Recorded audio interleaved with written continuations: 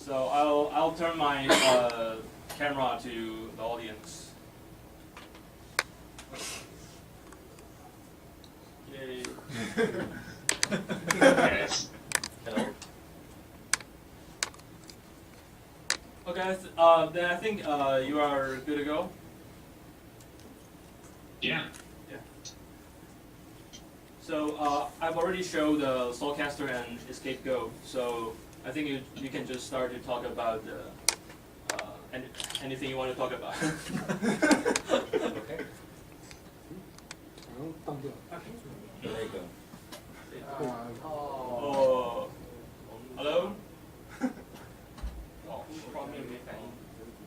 Okay, you're back. Okay, sorry. Hello. So. Okay, so I missed anything you just said. No, I mean, you can just start to talk about anything you want to talk about. Okay. Yeah, you said I could start with like kind of how I got into this business. So just my background a little bit. I've been in the games industry for about 12 years now, and I actually started as a composer. I was a contract musician for a lot of Game Boy Advance and Nintendo DS games. I worked on like 40 games or something over about 10 years. All right, so yeah, I kind of taught myself how to program during that time to build some tools to like automate a lot of the stuff for music creation. And what happened around 2009, in October, I had a project that was supposed to get started around then, but it got canceled.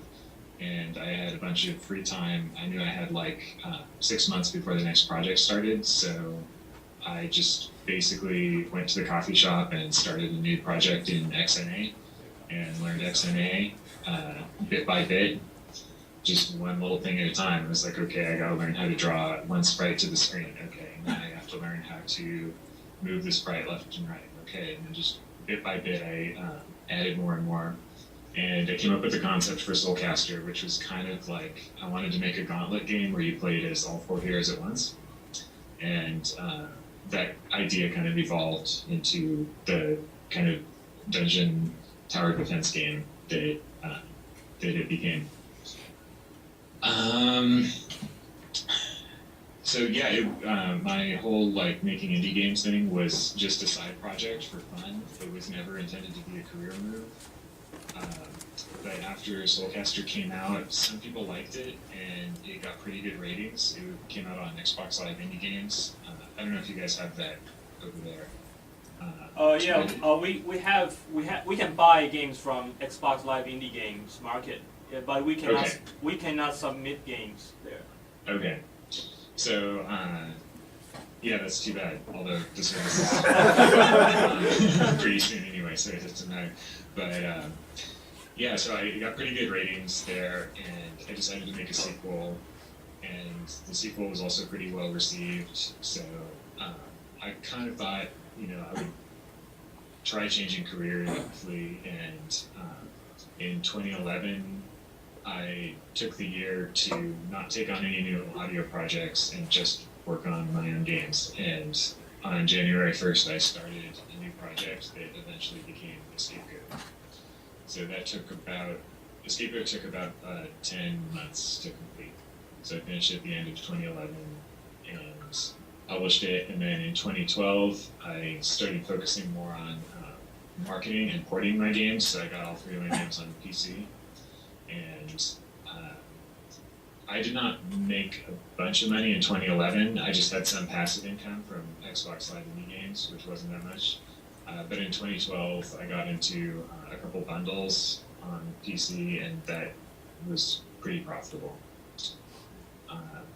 I'm still not at the point where I'm making the money I was making as a contractor, but I'm hoping to be there either this year or next year.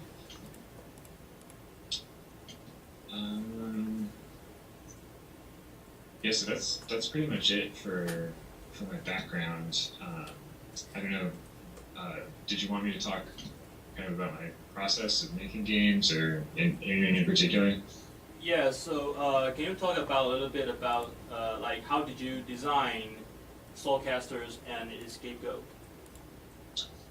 So I've done a lot of really lightweight design, is kind of what I call it, where I don't do a lot of writing about the design. I don't write too much stuff down. I just jot down ideas of things that I want to see in the game, but I don't make like a 100-page design document detailing everything. I just, for SoulCaster, I still have a text file. It was just plain text where I described in about one page kind of the game concept I wanted to create.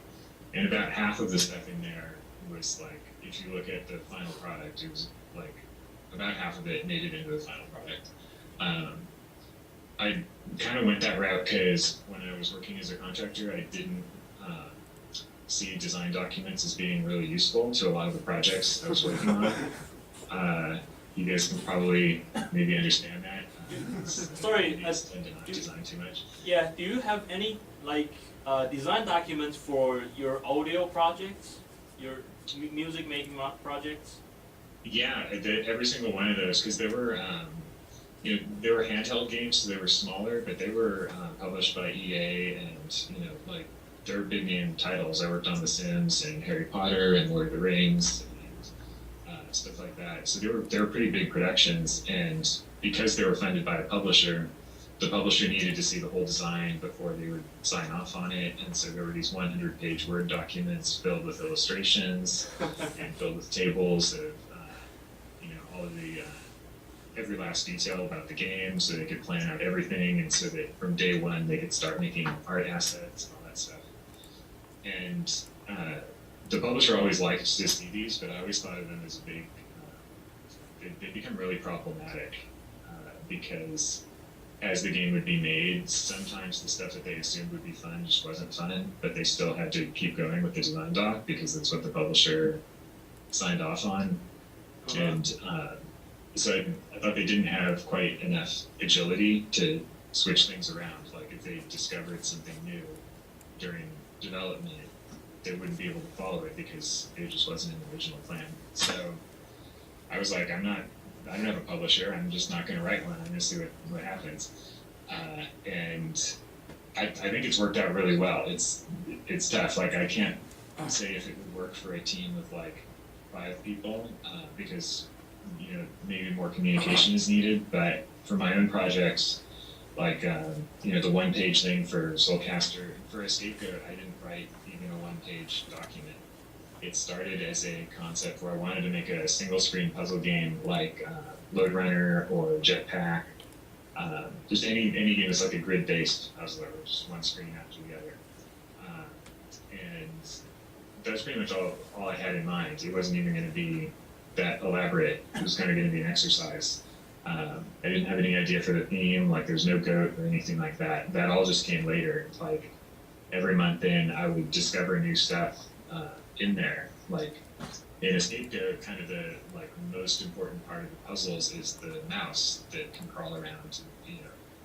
That's kind of like the unique thing for a scapegoat. And that, I never would have thought of that up front. That was originally a debug feature. The mouse was originally going to be like an enemy that crawls around walls, and put in the ability to launch him with a button just to debug easily in the game. And it was so much fun to do that I thought it would be worth putting in as a main feature. So all those little things, I never could have sat down and designed any of the games as they turned out. So for that reason, I'm kind of a design doc skeptic, you might say. Uh-huh. So but how did you do the balance in the SoulCaster, and how did you design all the different mechanics in Scapegoat?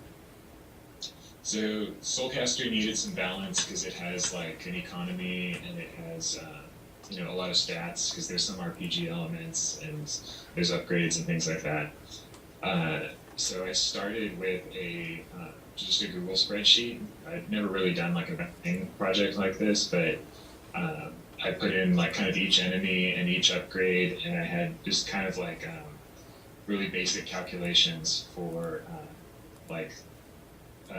I created a table, so it was this hero with these upgrades can kill this many of this type of enemy in 1 minute. And that way I could kind of manipulate the numbers for the upgrades and see at what price they'd be worth it. and that'd be kind of a good starting point. And then the real way to do it is just you watch people play the game over and over and over, and you adjust it each time. And for dollar amounts of stuff, I had like a coefficient for all the money in the game, which would just adjust the amount of money that was dropped by the monsters, so that I could just really easily tune it to like 1.26 or 1.29 or whatever, until it seemed about right for the average player.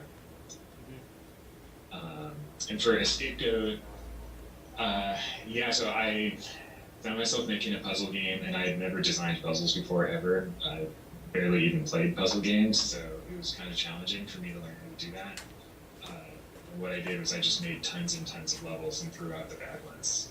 There are about 50 puzzle levels in a scapegoat, and I made probably like 150 levels, and those are just the 50 that I left into the game. And the only way I could find which ones were good was to watch people play them. So if you look at the credits list for a scapegoat, you'll see like 100 people that tested it. It was just everyone I knew and everyone they knew would come over. I would feed them pizza, watch them play. In the last month of development for all my games, pretty much like every 1 or 2 nights, so like 3 or 4 times a week, I'll have people over, watch them play, and fill up a few pages of notes, and then the next morning modify the game and then do it again that night. Yeah, so you still managed to make Scapegoat in like 10 months. Yeah. Yeah, so like when you started out from SoulCaster, you didn't know how to program.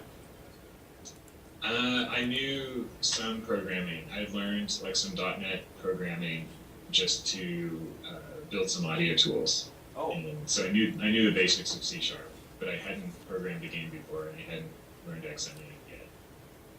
So like, because the SoulCaster, for SoulCaster 1, you made it in like 6 months, right? Yeah, something like that. Yeah, but you have to like learn all the developer tools in that time period. Yeah, fortunately, XNA is really easy. I love it.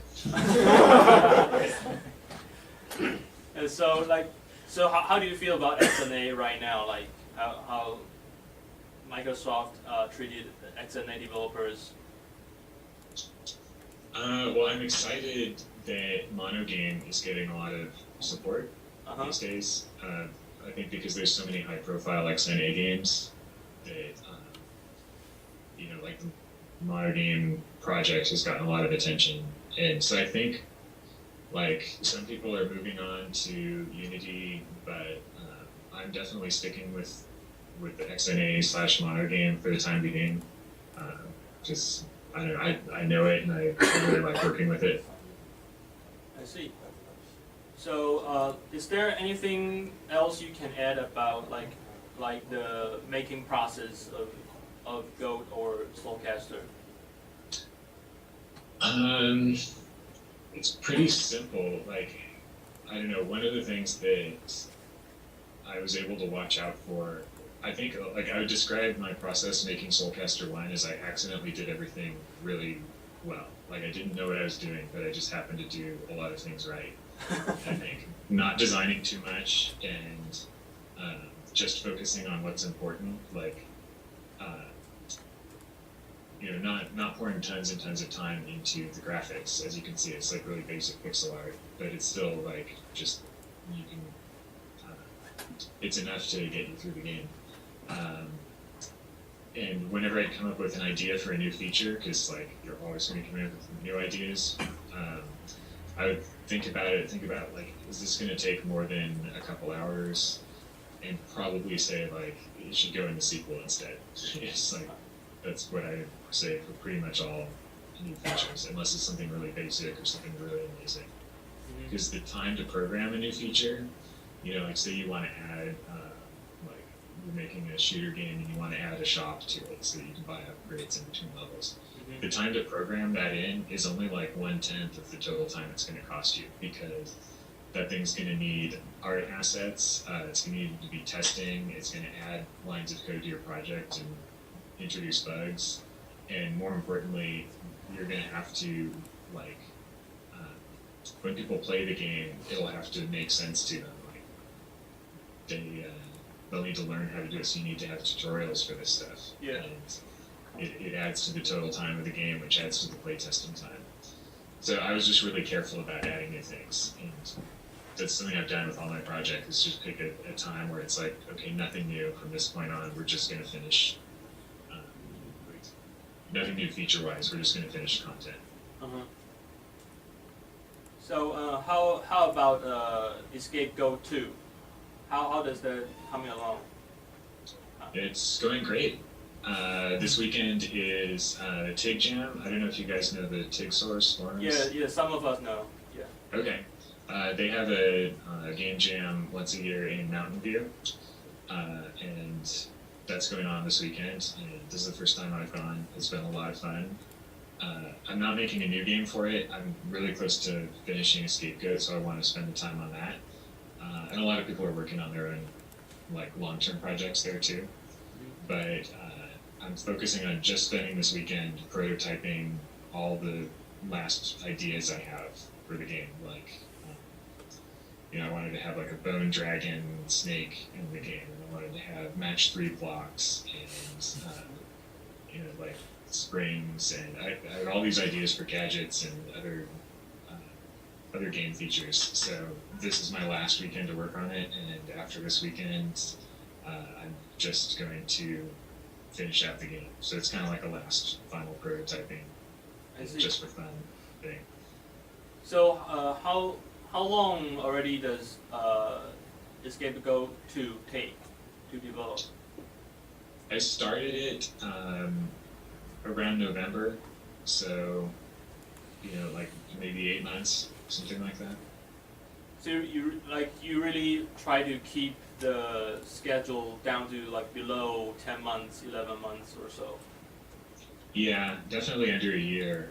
I found that when I'm working on something for longer than that, like, I'm kind of losing sight of it, and it's hard to keep the energy up. Mm-hmm. So yeah, I'm gonna try and avoid, as long as possible, making games that will like take more than a year to make. Maybe if I'm working on something with like a team and it's like a really big project, then yeah, that would be more than a year. But on my own, or working with 1 or 2 people, I'll try and keep it shorter. Okay. So do you think it's okay that let's start Q&A part right now, or? Okay, so we've assembled some questions, so I'll start one by one, and let's see if you can or you want to answer. This sounds good. Okay. Wait a sec. Oops.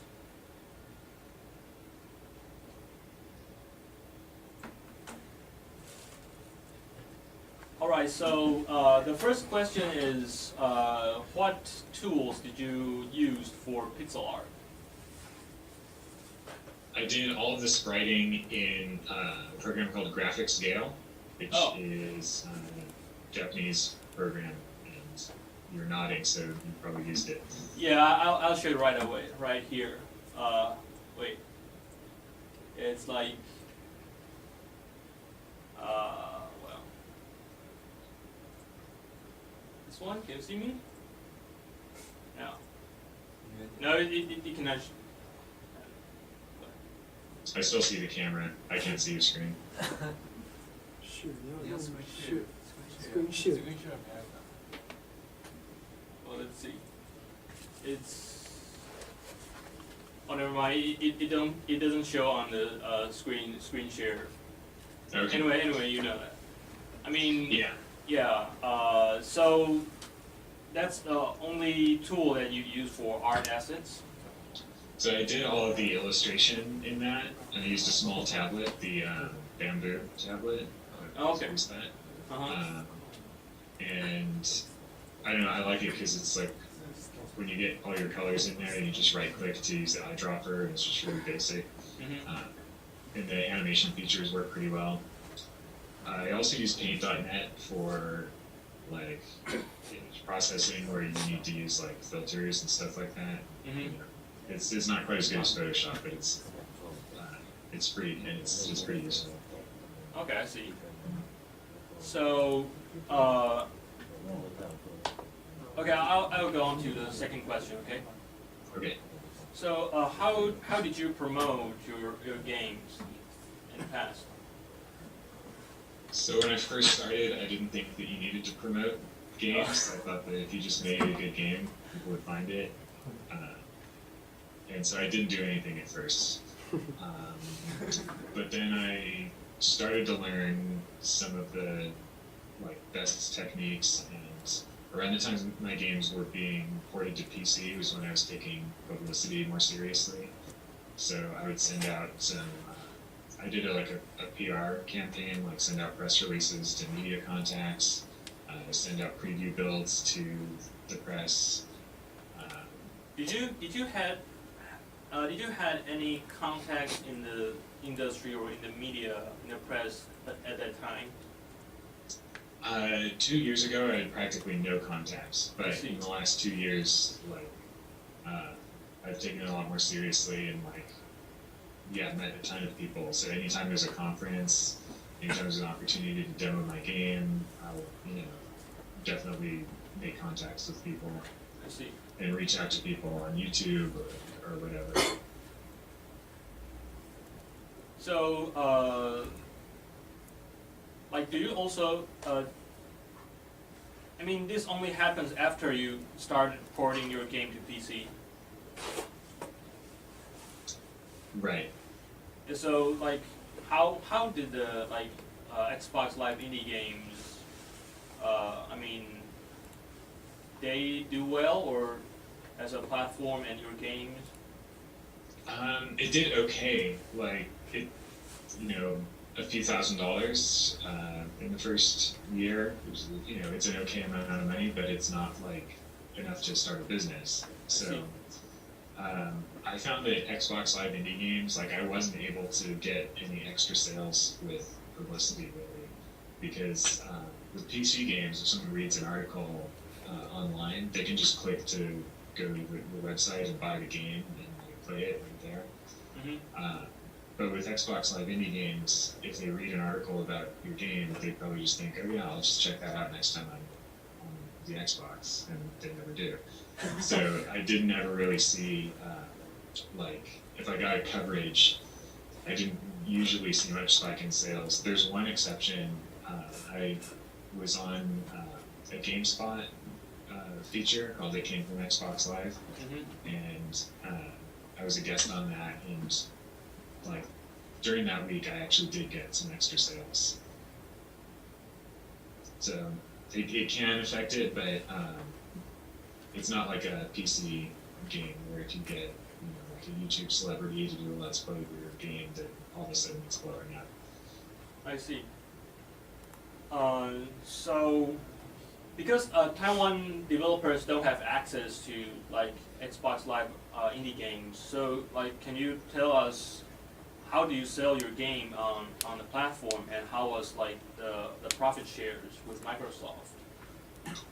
Profit share is the same as Steam at 70-30. It's pretty generous. Their restrictions are that you have to pick one of 3 price points: $1, $3, or $5. Mm-hmm. So no more than $5. No more than $5. And another restriction is you can't have Xbox Live leaderboards or achievements in your games. Oh. So, and other stuff, it has to be an XNA project, it can't be a C++ project. You're not allowed a database connection, you're not allowed to access the internet with your app, anything like that. So when people do global high scores, they do it by sharing, they create a temporary multiplayer connection to other people playing the game at the same time to just share and merge high score tables. Wow. That's the method for doing that XNA. But wasn't there any multiplayer games in the XBLIG platform? I thought there are like games like Fortress Craft. Yes, so there are multiplayer games. You can do network and local multiplayer. It just can't be outside of Xbox Live. Oh, okay. So you have to use an Xbox Live I see. API.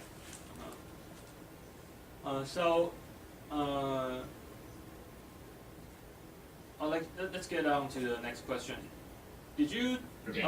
put the map editor in the Escape Go in the first place, or as an update? And how did you implement the editor?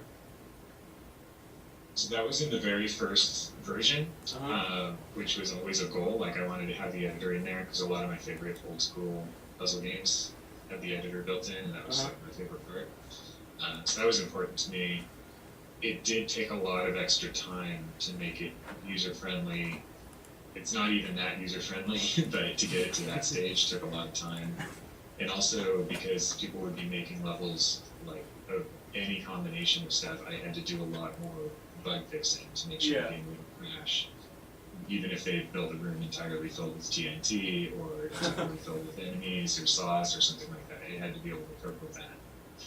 So I had to do more optimization. In other words, I couldn't just have the game work for my levels, it had to work for pretty much any level people would make. So yeah, it was a good amount of work. For Escape Go 2, I'm actually going to release the game and then release the editor in a patch, like version 1.1, just to get the campaign out sooner. So like during the 10-month development of the Goat 1, like how much time did the editor took? I was working on it kind of throughout the project because it's, it was there since the very beginning. But it was probably a quarter of the time I spent on the whole game development. So maybe 2 months total. The editor is really important to me. The SoulCaster editor as well. I didn't release it with the games, but I spent a good month just on the editor for SoulCaster. Okay, I see. So then what's the physics engine you used in the Goat? So I made my own, which I don't recommend doing unless you need to. So like you didn't have any choice on XNA at the time, or like you just want to write your own? There are a couple really good physics libraries. There's Farseer, and I think you can even have Box2D. Yeah. And the reason I decided not to use those is because the physics in Escape Go isn't actually very realistic.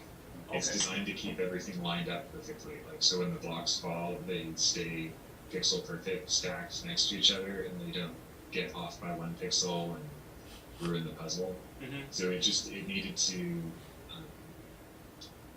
to keep everything completely controlled, but look like it's kind of natural. I see. So actually, when you're seeing the blocks moving smoothly, like if they're falling and moving in between positions, they're actually moving on a grid, like kind of, it's just double the resolution of the actual map. Mm-hmm. And it's kind of hard to describe, but I could show you a screenshot. So everything moves like Tetris almost, just a whole block at a time. But the graphics smooth that out over time to make it look like it's moving smoothly, make it look more natural. But really, it's moving like in chunks. I see. So another question is that why did you choose the goat as the theme? Goats are hilarious. Okay. Everyone likes goats. I just heard the term escape goat and thought that would be the perfect title for a game, so I made it about a goat who's escaping. Okay. And that was basically it. Okay, I see. And I made him purple so he would stand out against the rest of the world. Uh-huh. So,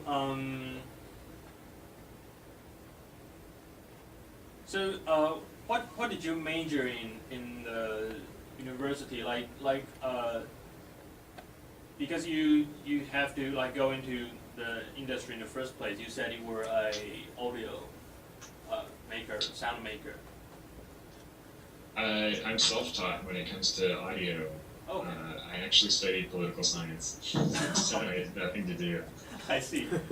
他还是搞 And so it's like maybe the subject was like too boring to you, so you just jumped. Yeah, I don't know. I've done better in the workforce than as a student. I see. I see. So it's like you learn audio first and then art and programming like later. Right. I see. So is it okay to ask if your current business is sustainable? Yeah, I can talk about that. So it's sustainable in some sense. Like it does have some income. The downside is that it's not consistent month to month. It depends on like 90% of my income last year came from being in bundles, and so those are single events that happen. The passive income just from sales, because I'm not on Steam, that's the main difference. If I had a Steam contract, then that would be a totally different story. But as a non-Steam developer, I rely on all these other things. So the income is there, but it's like I can't just stop doing it. If I'm working on other projects, then I'm not finding these bundles to be in and not promoting it and stuff like that. So it's not where I need to be to make it like fully sustainable, but it's getting there. I see. So, like how when you were still working on like audio contracts, like is that like in shorter period, or? Yeah, I would say the average audio contract was 4 months. Okay. If there was a game that was being made over 12 months, then sometimes they'd bring me in early on to talk about it, but I usually wouldn't start working on it until it was halfway done, something like that. Okay, I see. So like can you give us some like general ideas and advices for indie developers about where to sell the games, and talk about a little bit about bundles or like other gaming events? Sure. So if you're publishing on PC, Steam is of course the best way to sell, as you guys all know. Yeah. However, that's easier said than done. To get on Greenlight, and get to rise to the top, you need to get like 50,000 votes, and that's just not easy to do. So how do you do it if you're not on Steam? Yeah, I was in Indie Royale, which is the second largest bundle, at least in like the US and Europe. The biggest one is the Humble Bundle. To be in the Humble Bundle, your game just needs to run on Windows, Mac, and Linux. Yeah. And they usually like it if your game hasn't been in a different bundle already. So if you have a game that you'd like to pitch to them, definitely email them. They're really nice guys. I've met with them, and they love games. And like, I actually sell my game direct from my website using the Humble Store widget. It's not the Humble Bundle, but it's the same company, same infrastructure. Yeah. And it's really great. Their revenue split is close to 90% to the developer. It's pretty much like the best you can get. But definitely get in touch with Indie Royale. They seem to be doing pretty well still. And also, I don't know how well like are bundles like Humble Bundle and Indie Royale popular in Asian markets. I mean, like we are pushing the news about all the like indie bundles because we are developers, and I like all the indie developers in Taiwan get to know about these bundles. But among average gamers, I think their publicity is still pretty low. That's the case out here too. Like even though they're pretty popular, like it doesn't compare to the number of people who bought Skyrim. For example. It's a totally different scale. Yes. But it is a good way to I think band together, and one of the big advantages of it is because the thing you're selling has no cost to produce, you can make profit even for one penny. So, no matter how low you slash prices, you still make money. Yeah. And if you get a few people together, like 5 to 10 games, and you can start to get actually a lot of media attention. And then the more media attention you get, the more media attention you get the next day, and it can kind of drive traffic and hopefully make some money. So Yeah. So you guys should do a bundle if you want. We're actually there is a group of developers in the room right now. They were on the BMine 8 bundle. Oh, cool. Okay. Yeah. Do you know BMine bundles? Yeah, but On I don't group? know too much about them. Yeah, and they are on Steam Greenlight as well. I think I sent you their game links to you before.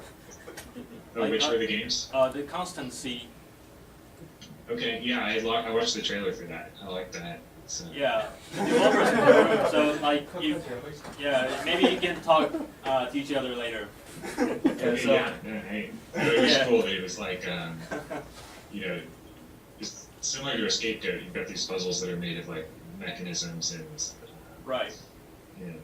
Stuff like that. I thought that was cool. So, what gaming events do you have like in the West Coast usually? Like other than the big ones like E3, Indicated. So there's also GDC. Yeah, right. Have you guys ever been? I know you have, but yeah.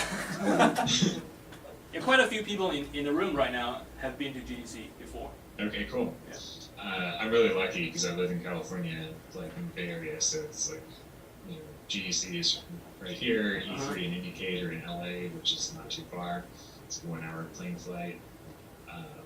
PAX is another really big thing, and so I went to that last year in Seattle. That was a lot of fun.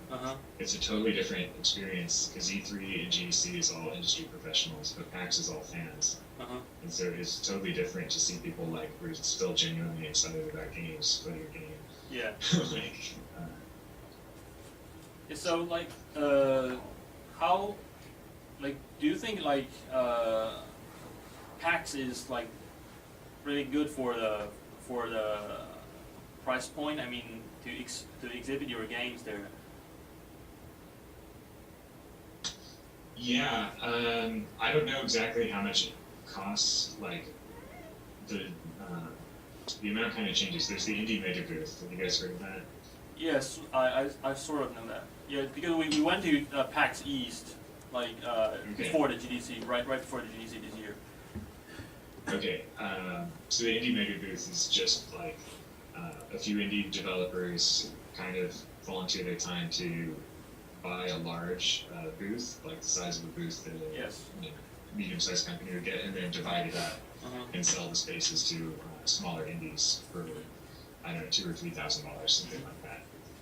So it can be kind of expensive because that just gets you the space. Then you have to have a TV there, and you have to pay for electricity, carpet, any furniture, posters, all the stuff you decorate with the booth, and so it can be like $7,000 or something. I've found, and I don't know anyone who has seen like a spike in sales from showing at PAX or something like that.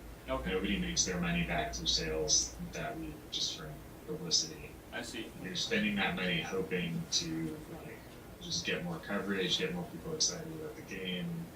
Maybe some celebrity will stop by and talk about you, and it's just more playing the odds. I see. That sort of thing. I see. So you have to have the money, and you have to be willing to spend it all. Yeah. It's like, yeah. Okay. So next question, what's like to porting Escape Go to HTML5? Can you talk a bit about the technology used when porting that? Yeah, I can talk a little about that, but I didn't actually do that port. I don't even know JavaScript that well. Okay. But my friend Kevin Gadd, who I'm working with on a scapegoat too is like a better programmer than I am, so he's doing the GPU programming stuff for lighting effects. But how I first met him was he emailed me asking if he could get the source code to the scapegoat to port it to HTML5 to play in a web browser. And I thought he was crazy because it didn't seem possible. But he lives near me. He actually lives in Mountain View. So I met with him and he seemed reasonable. And so I gave him the source code, and a week later he had it working. And over the next couple weeks, he had it optimized to the point where it would actually run pretty well. If you have a modern browser and a fast computer, it would run at 60 frames a second, which was amazing to me because this was an XNA game. Yeah, right. Yeah, I think it's really smooth in in average other HTML5 game these days, because most HTML5 games are still a little bit they lag all the time and doesn't play smoothly. Yeah, the performance difference is like a factor of 10 difference. So it has to be really solid code. He added a lot of optimizations, a lot of caching stuff to my code to make it run better. There's a lot of just small things that if you know about JavaScript and how it's run in the browser, you'll know how to make it run. Just you could, if you're doing a calculation, there might be 2 different ways you could write it, and one way is going to be 10 times faster in the browser. And so just knowing those sorts of things helps a lot. But if anyone here is interested, if you have an XNA game and are interested in doing an HTML5 port, I can provide you with contact info for Kevin.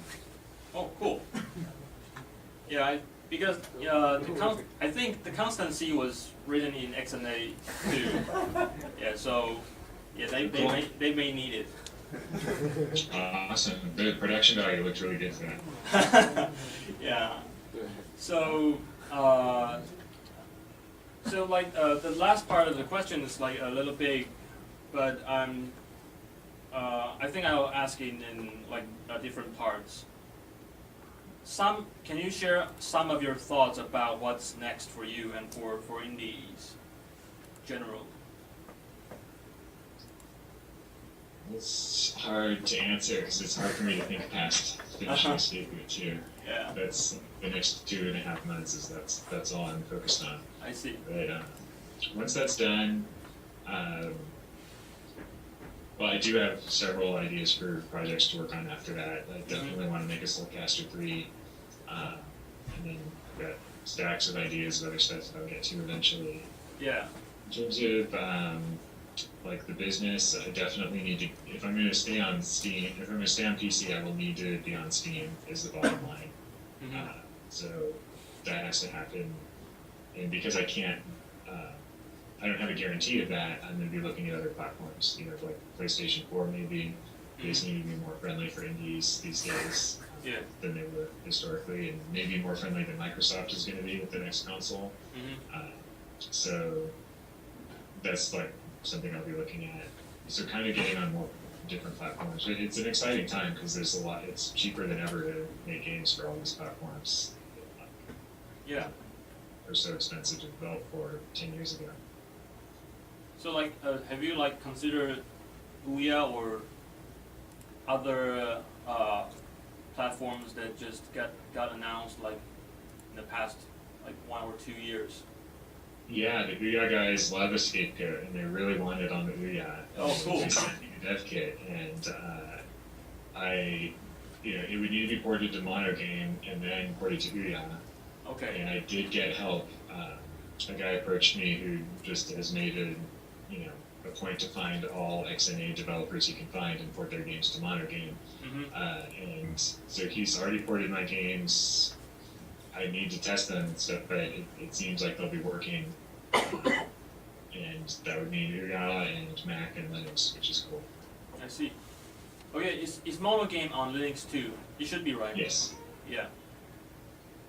So if you port your game to Monogame, then maybe you can be on Humble Bundle in the future. Yeah, that would be great. Yeah, I see you're still working on that. So, because the E3 just finished not long ago, and you were at E3, right? Yes. Yeah. So what's the E3 experience for indies, or what's especially exciting for you in the E3?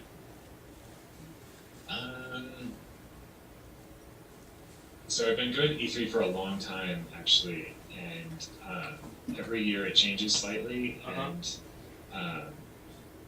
this year, it's my perception of it changes, and I think this year it shifted a lot more towards I was looking at things in terms of where am I going to take my business, and what platforms are going to be valuable to me, and what do I think about the new consoles or new technologies in terms of how I make games. And so, yeah, it's exciting that Sony has expressed an outreach towards indies, and I'm definitely in favor of that. I actually prefer console games. I love playing games on the couch more than on the PC. Sorry, PC gamers. It's just how I was raised, and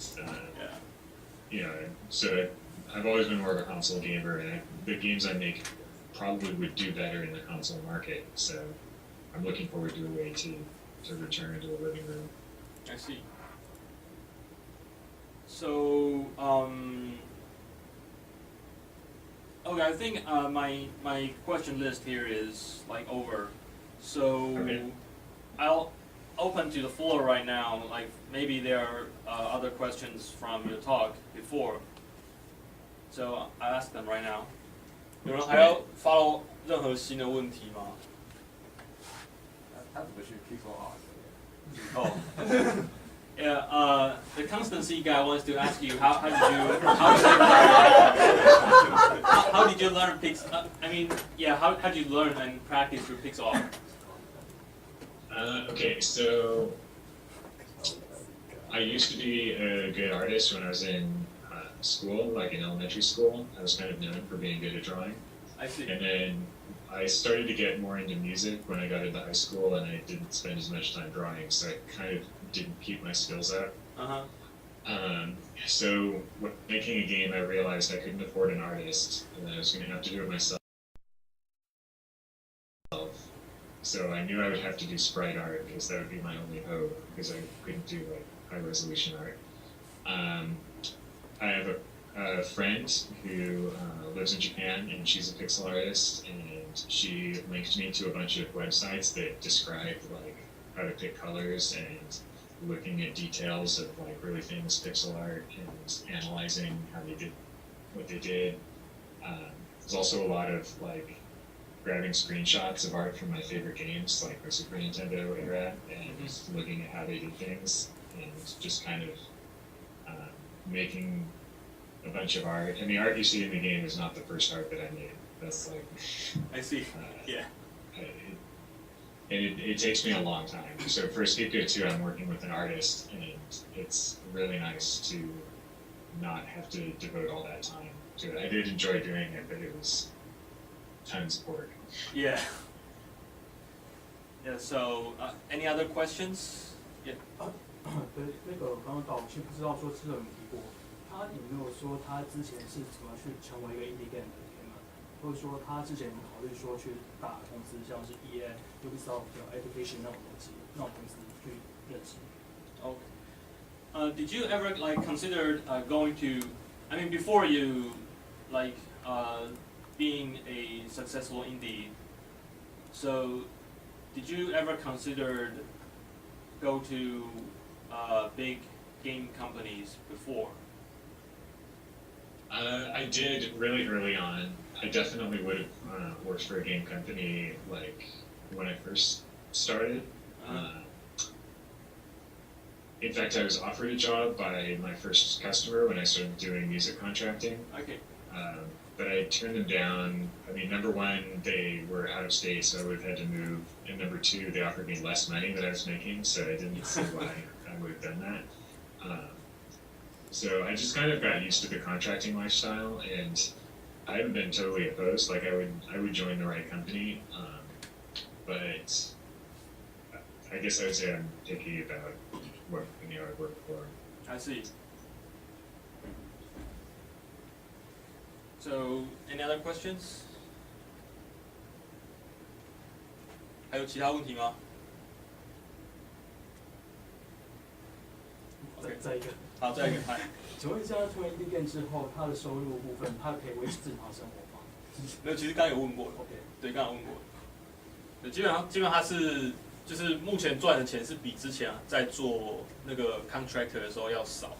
对，但是就是他后来作品越就是名声跟销量越来越好，这样。那他希望下一个作品可以让他回到正常之前的收入，这样子。他对得出来的看法。Oh yeah. So sorry. I mean, what do you think of Desura? Generally. Desura. Yeah. So I've been on Desura for a couple of years now, I guess. I started, maybe it's just 1 year. Yeah, it really is. It's hard for me to keep track of time, but when I first launched on the PC, it was in Indie Royale, so I had to be on Desura. And it was cool because that was the first place I sold my game on PC before I got the Humble Store. I would say it's nice. Like they have some really good things. The user ratings and user comments is cool, and they do have a community there. But I wish they would put more effort into updating it. It seems like it doesn't ever change, and it seems like they're trying to compete with Steam by doing everything the way Steam does. And then that's not going to ever work. They, I think, should focus more on the indie games that aren't big on Steam, but there's got to be some special purpose for it. So I don't know. I'll say that they're outside of the bundle sales. Like I don't sell that much on Desura. I make more on Xbox Live indie games than on Desura. I see. So it's not very profitable. Yeah, because it always got me wondering, like it's like Indie Royale is the main income for their platform. It's not even Desura itself. Yeah, I can see why. I mean, probably 98% of my revenue through Desura was from Indie Royale. I see. So, did you negotiate for like what you can get on with Indie Royale? Because something I heard about them is like they are not very fair to like every developers. Yeah, so non-Steam games, I don't know, they've changed ownership, so I don't know where they are now. Oh, really? But I do know when I was dealing with them that they only allowed one non-Steam game per bundle. I see. Because it's kind of like the least valuable game in the bundle to a lot of people, and people just be like, hey, anyone want this game? It's not even a game, it's not on Steam. So right. And so they had that restriction, and so sometimes they would just offer a smaller cut because it's a lower perceived value to the customer. But I think for my games, for a Scapegoat, I got a full share, like the same as everyone else. But it was in exchange for making it the debut on PC. Okay. So, and then for SoulCaster 1 and 2, those games came bundled together as one. Yes. And I got an equal share for both of them together. I see. So, any other questions? 那Steam Greenlight呢？Steam Greenlight 的想法。Oh yeah. How's your green light going on right now? So Scapegoat has been in the same place for like the last 9 months in Greenlight. It's like at 58%. So, Okay. Scapegoat actually 2 just came on to Greenlight a couple of weeks ago, and that's at like 18% or something like that. Right. But yeah, without me going onto sites and forums and doing publicity, it's not going to go anywhere on its own. Yeah, but I mean, you're only one person, so like you have to do all these promotions yourself. Right. So now I'm just focusing on finishing a Scapegoat 2, and then once it's finished, I can spend some time promoting it, and we'll see what happens with Greenlight. I see. I think it's possible. I mean, it seems so like hopeless when it's just not going anywhere. Like, we've got a guy stuck on 99% like for a month right now. Oh, yeah. Okay, so don't give up hope. Like, there was when I was in a bundle called Indie Gala, which you guys may have heard of. Yeah. There's a Reddit thread for that bundle, and I actually went on to comment on that thread, and some people actually really liked that the developer was there to like talk to them, so they got a pretty good amount of upvotes. It was like 150 or something like that. Mm-hmm. And on that day, I got like an extra 100 people voting for my Greenlight item. Yeah. And that boosted me like 8%. I went from like 51 to 59% just in one day. I see. So that's kind of, it suggests to me that if, you know, you really put the time into publicity, into community and stuff like that, it can be done. It's just, you just gotta really spend time on it. Do you think a free demo would help, or?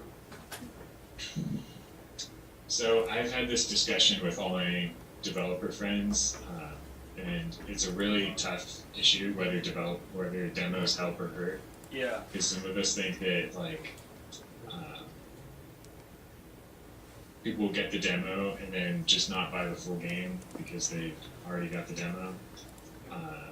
It's in terms of whether or not it helps with Greenlight, it probably does help to have a playable version of the game, because I do see comments for Scapegoat 1 where people say like, I just tried it, it's really good, I voted for it. So maybe they wouldn't have voted for it if they couldn't play it. Mm-hmm. So I think it would probably help. It just needs to be a really solid experience. It needs to show the game really well. Yeah. On the other side, if your game, you know, looks really good in the trailer but isn't actually fun, then you probably don't want to have the demo. You probably just want to Yeah, good point. Yeah, so do we have other questions? Or maybe, I mean, do you want to ask us some questions? Yeah. Right, yeah, you said that this might happen. You should have some questions prepared.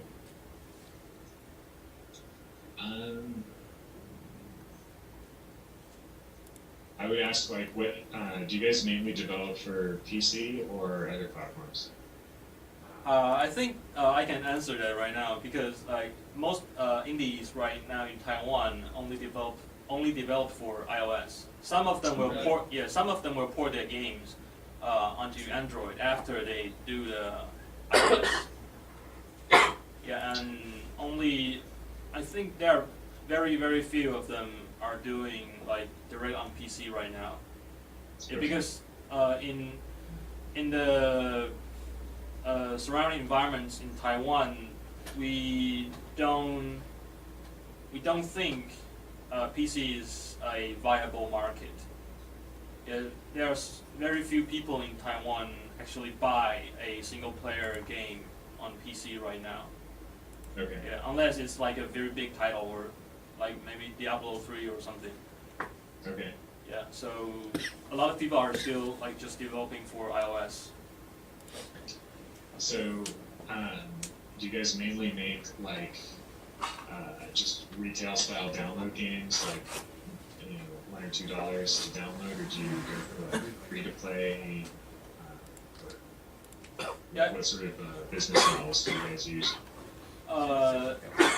I think that goes both ways. Some of them are doing like a paid model, but more and more of them are getting to the free to play model right now. Yeah, especially on mobile platforms.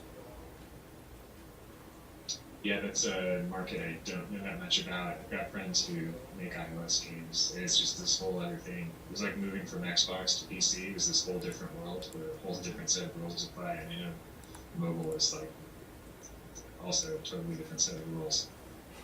So I thought I see some comments on Scapegoat trailers that they want iPad version. Or will you make an iPad version? People ask for that from time to time. I think if I were to just directly port it, I don't think it would be that much fun. Yeah.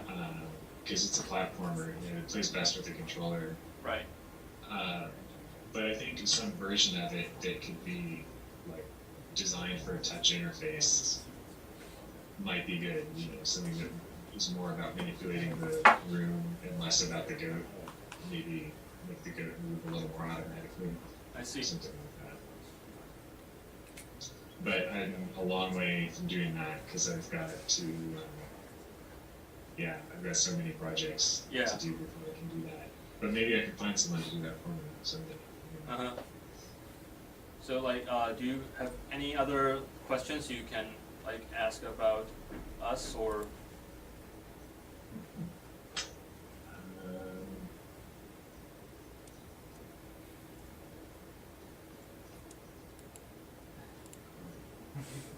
Do you guys try to sell to like U.S. and European markets?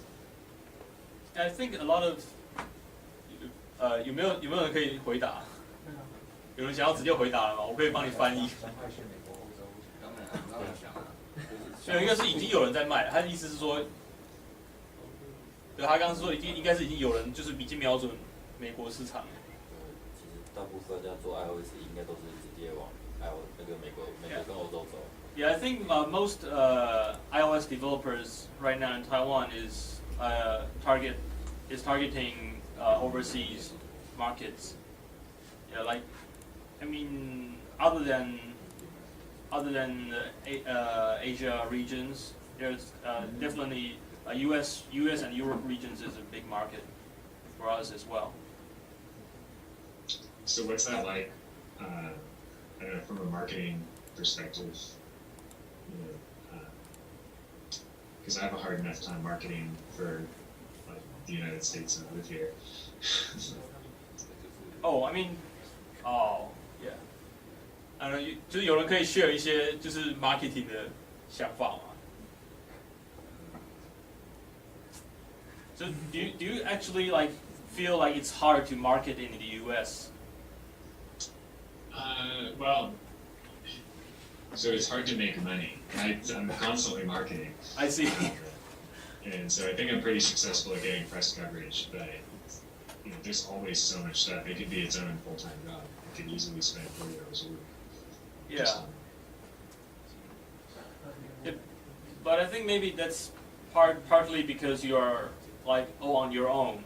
You have to make the game, you make all the stuff, and you have to talk about it, and you have to promote the game yourself. If we really, I don't know, we really don't see like developers working on all their own in Taiwan There's here. smaller teams then. Yeah, usually it's at least a team of like 2 or 3 people, or maybe more. So then someone on the team will be in charge of the marketing aspect. Yeah. Yeah, that sounds more like a real business. Yeah, but it's like it will cost 3 times much if you have 3 people, so it's a tough call. Yeah, it's always tough to pick this out. But I mean, I do hope to, like, you know, I've enjoyed working with an artist and working with another programmer on this game, even though we haven't formed a company together. Like, I do want to continue working with other people. But doing it alone is really stressful. Yeah. How about like going into like other bundles? Like, because there are so many bundles right now, I can hardly keep track all of them. Yeah, I was in Indie Gala, and every now and then people will email me about a bundle I've never heard of, and I mean, usually I'll agree to it if it's something that has, you know, like some recognition and they have some track record, because there's not much harm in it. Like, I haven't seen any downside to offer me. It's just I feel like I get my name out there a little bit more and make some money at the same time. Yeah, right. But yeah, I mean, there are a couple more coming up later this year for Scapegoat and SoulCaster. It's always nice. Yeah. So, do you have like anything else to add, or because it's already like 9 o'clock at night in the night for you, right? Yeah, the sun finally went down. Yeah. So, do you have anything else to add? No, I mean, no, this is fun. It's cool to get to know you guys. Yeah. Thank you very much.